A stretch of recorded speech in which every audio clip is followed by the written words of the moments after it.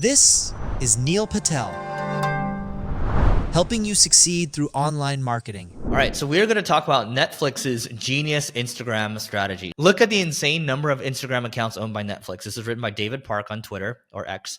This strategy of making a bunch of branded social media accounts multiplies your impressions at a low cost.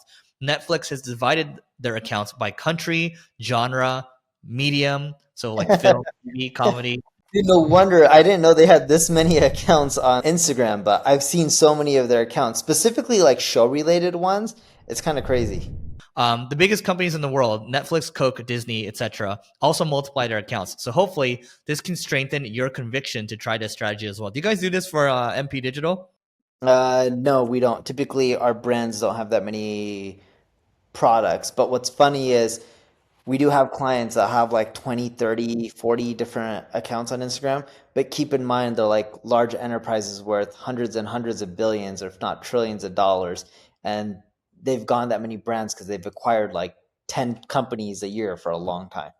You know, I mean, I've seen this strategy. I've seen some people on Instagram, maybe they had like 2,000 or 3,000 followers, and now all of a sudden they have like 200,000 followers, and it's just cross promotion at the end of the day. If you have a bunch of people that are cross promoting you through email, you're going to grow faster on email. If you have a bunch of people cross promoting you on, let's say, Twitter, LinkedIn, when you have these pods, like it just works.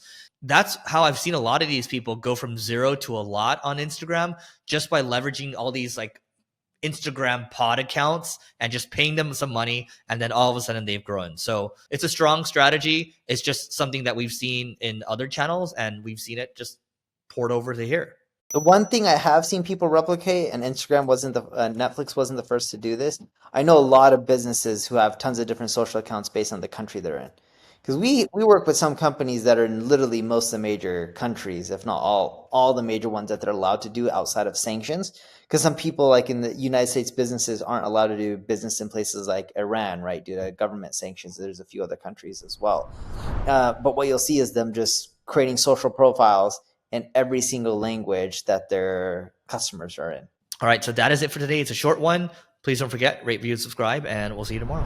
Now, if you have any questions, leave a comment below. I'm here to answer them and help you out. If you enjoyed the video, like it, share it, tell people about it. Thank you very much.